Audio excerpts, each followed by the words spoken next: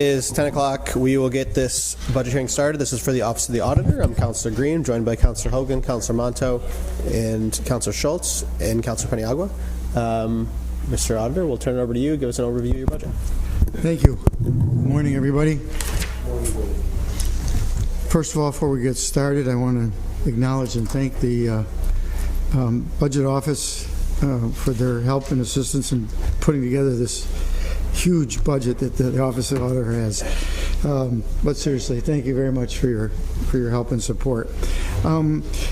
Pretty much, I would like to say that in terms of the budget itself, we have a very small budget relative to the overall $310 million of the city budget. And from the standpoint of positions, I'll just jump right into it. We have myself as the city auditor, and which is a flat rate, it doesn't go up, and the deputy city auditor, which is Mike Kukert, who's here with us, and the auditor 3 position is vacant, has been vacant since last October. And the Auditor 1 position has been vacant all of last year as well, and part of the previous fiscal year. We also have in our budget, if you see under temporary services, we have what's called an Auditor 1. That's just a placeholder name only. This is a part-time position, an administrative aide, and what we've done since we haven't been able, as you've heard repeatedly from all the departments, trying to find people who are qualified, people who have an interest in coming to work in doing this kind of work. We have canvassed everywhere you can imagine, from all the universities, Syracuse, Lemoyne, Oswego. I personally have made outreaches to them. I've asked local accounting firms. We've advertised positions. We've simply just not had any applicants. So it's a real problem to be able to fill. So what we've done with the part-time positions is that we've brought in people who used to work for the city in specific departments. So we've been fortunate to have their expertise and institutional knowledge in being able to generate some of the reports that we have. Under the next section, in terms of the office supplies, pretty self-explanatory. Under the factual and information expenses, the monies included in there are originally for the study that you all approved with, that we ultimately went with Matrix. We finally got the contract details worked out, the RFP, and then the contract worked out just 2 weeks ago. So I've been working with the gentleman, Mr. Brady from Matrix, who's the principal there, been there 40 years. He sent me some information that I have forwarded on to the chief of police. Interesting, the chief said from a timing standpoint, as the weather's getting better, it's the information requested what he called a heavy lift. So I imagine we're going to be a little bit slow in getting some of that information. But the study is commencing, and if you recall, Matrix said they had basically a 6-month timetable for their undertaking. You can ask me more questions about that as we move through it. But for budget purposes, you all had recommended $300,000 to be put in our budget because we didn't know what it was going to cost. Since we haven't spent any money to date, working with the budget office, we left $149,500 in. When we were putting together the budget, we didn't know when Matrix was going to start, so that money is there to the end of the fiscal year, June 30th. But going forward, we put in $165,000 just to see if there were anything that came up. So that's what that money is.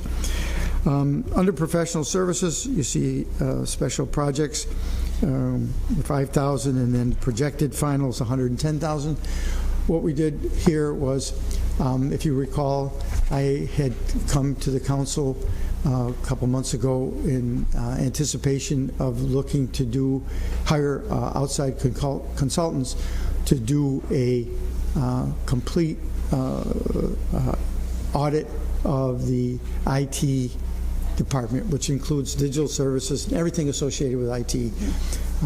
Our concern here on behalf of the city and you all, and conversations I've had with some of you, was primarily in the cybersecurity area.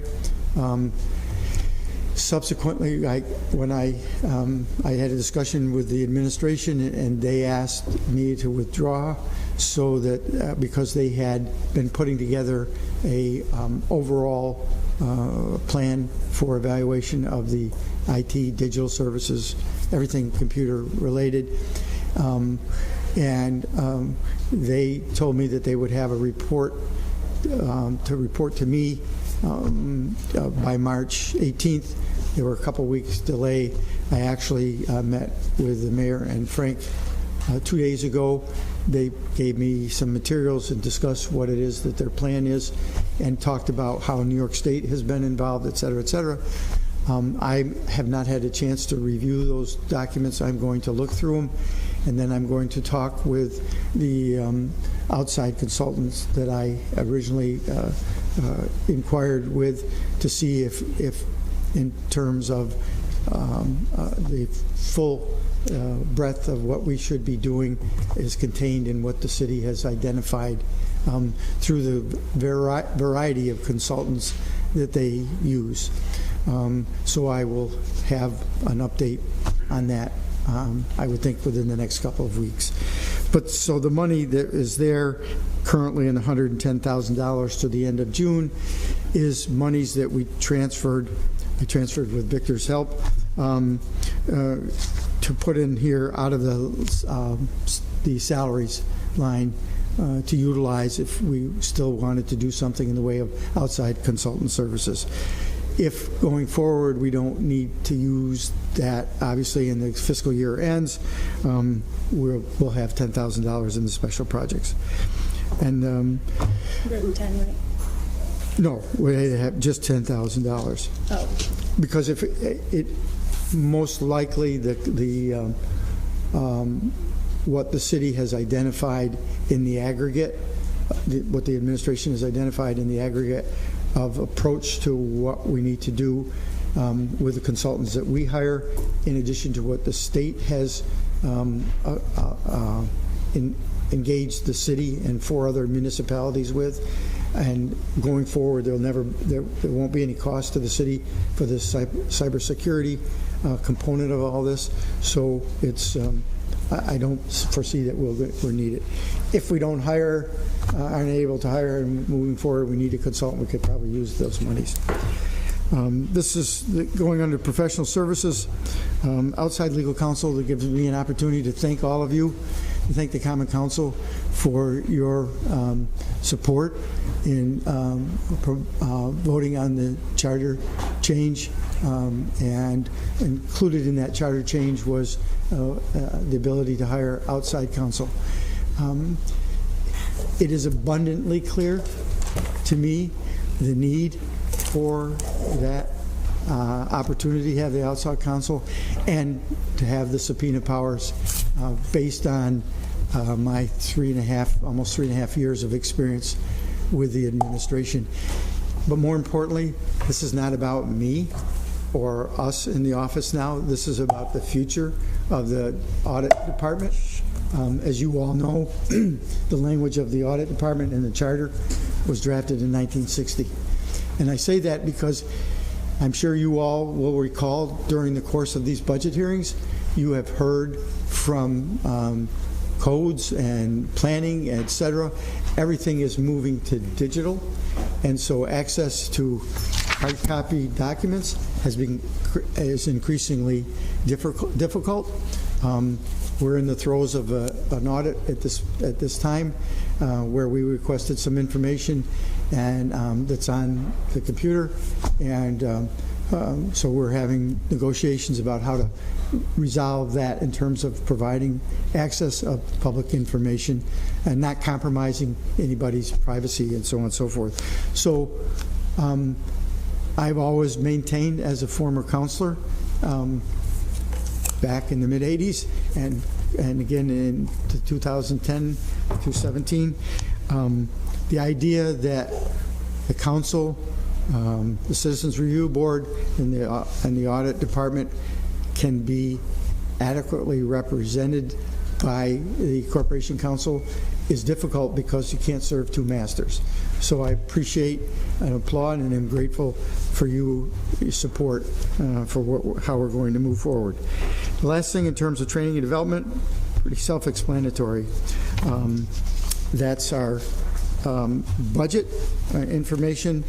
What I'd like to share with you today is also a copy of what we have done in the way of our audits to date. Let's see how many count. 1, 2, 3, 4, 5, 6, 7, 2, 3.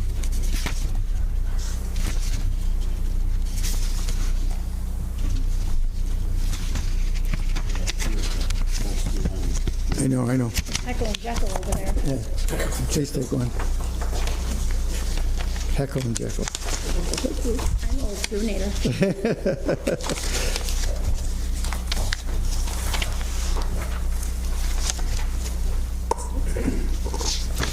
That's just a graphic illustration of what's there. Here, guys.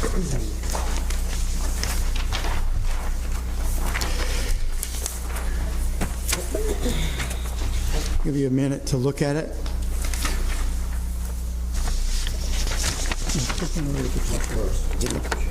You can look at the chart, not the chart, but I mean this document first. You look at that. That will give you a, this information's basically on the city's website as well.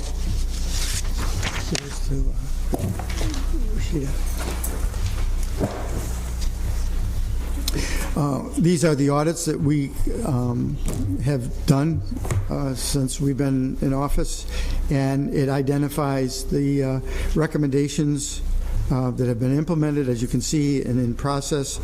Overall, we had made 108 recommendations to the administration, and as you know, in every report, we do a draft of the report. We submit it to the administration and give them an opportunity to provide us in writing their agreement with what we have identified or disagreement, and then our office responds to that, not to them, but to the audit itself. We then submit that to you all and to the Common Council at the next hearing from when we've submitted the initial report, and then it becomes a public document that we post on the website.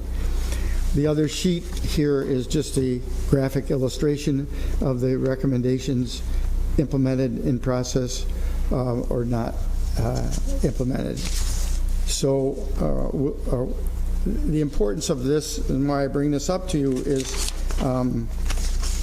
twofold, really. Hold on just a minute. This Mike, give everyone back there. Budget.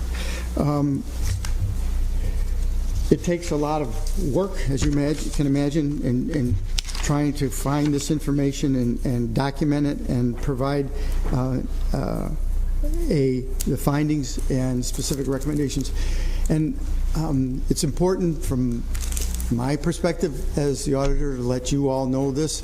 It's the first time I've said this since I've been here, and I said this to the administration. When I came into office, I wanted to work in a collaborative effort on behalf of the city and behalf of the taxpayers. All four of my predecessors, roughly over 32 years, had either been the auditor, had run for mayor, and one became mayor. They tended to have a lot of press releases and make statements on the steps of City Hall, et cetera. That's not been my style, personally, because I'm here on behalf of you and behalf of the taxpayers, not to be in a position to mix politics with it. I think it's an important distinction, Going forward, that may change, but to this point, it has been one that's tried to be a collaborative effort, at least on our part, and to some degree from the administration. So there's a lot of information there. As I said, if you want to read any of these particular reports, they're on the city's website, or I could provide you a hard copy. So, I have a question. So here you say that the date that audit was initiated, it was completed, and the administration response received. What does the response look like? Does that include action, or is it just report received, thank you for your time? So, good question. When we submit the audit report draft to them, in it are the findings and the recommendations. What this administration has chosen to do was to write us back in a memorandum, identifying the findings that we have, dispute them, agree with it, and then make some suggestions about what it is that they will do going forward. So it's meant to be kind of a collaborative, informative, and saying, okay, the report's been done, you've reviewed it, this is where we need to go forward. Now let's get these things implemented. It's up to the administration. We have no ability in our office to get that, to have those actually implemented. We can only make the recommendations. So the reporting on your office stops after you send it to administration? No, our stop when the administration responds to us. If there are things that we disagree with what they have disagreed with ours, we document that in that report before we submit it to the Common Council. If we agree, we just leave it at that. And from that point, once you all have it at the Common Council, it's up to you and to the administration to say these are valid and salient points that have been made and recommendations, and you need to do something about it.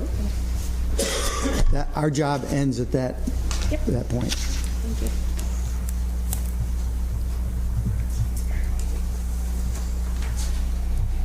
Questions? Just like to make a comment and say thank you for all your work and dedication. Oh, Absolutely. thank you And all. information. Peter, you spell it out so well in the reports. We have like a verbatim response for the administration and then a response, and that really helps us out a lot. That wasn't done before. Right. Allowing for a response in writing, not making a big political issue out of it. Exactly. It needs to be a big political issue. Yes.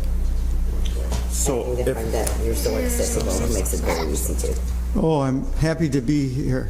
I love my job, and I think you all know that. And I love the city, and I enjoy so much working. Every day I learn something from everybody. Young man Victor that helped us with the budget, he's new to the city relatively, and we have conversations weekly. I try to learn from everybody. Some of my predecessors said I'm sure Mary Yaley can attest to this, that there's always the water fountain conversations that are instructive.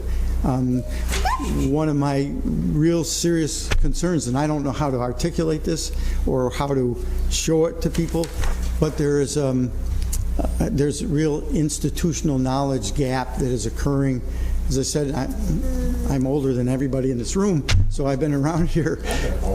Yes, I'm older than... He is. Let's be factual here. Hypothetical Hogan is young. He's a younger man than I am. Just because those 3 years I spent in 8th grade, people... Yes, well, I say I learned Latin in detention too. So, but it's just it scares the bejesus out of me when I say that, because people are put in positions of importance on behalf of the taxpayer, and again. Someone like Mary, who's been here at the city for a long time, and has seen a lot, heard a lot, knows a lot, has been able to pass it on to Julie sitting next to her, or to Victor, or to Tim. It makes a difference in terms of how our government can run. And I'm really concerned about it. If I canvass the variety of departments as we're looking to do audits, it's very difficult sometimes to find people here who can help us out because they don't know.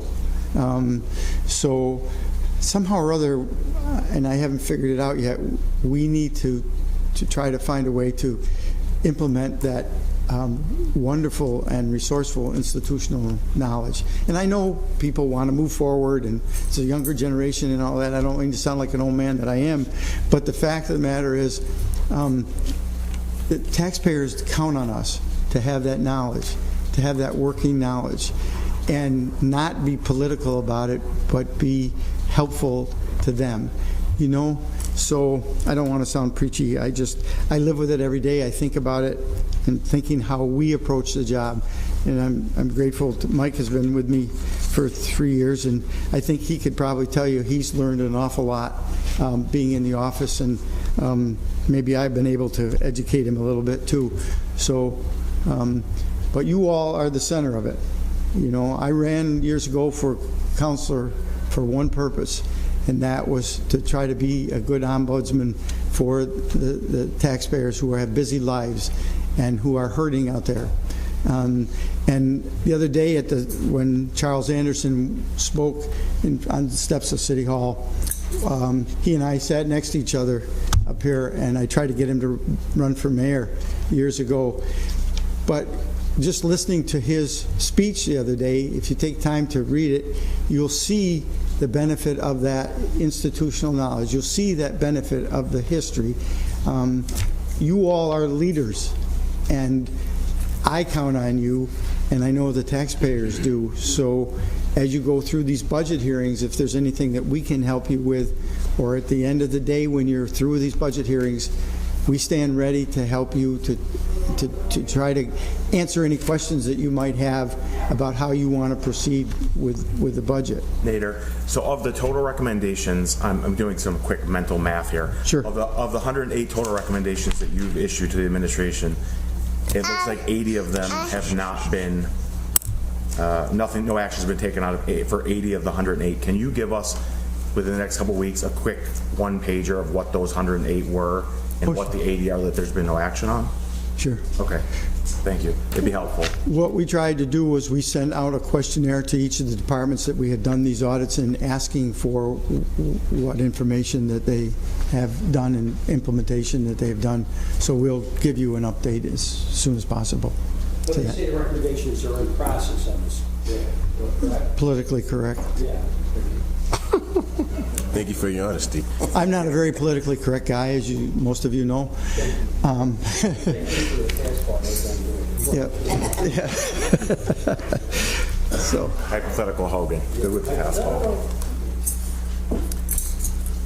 Other questions? Andrew, thank you very much. Thank you all very much. Thank you. Thank you.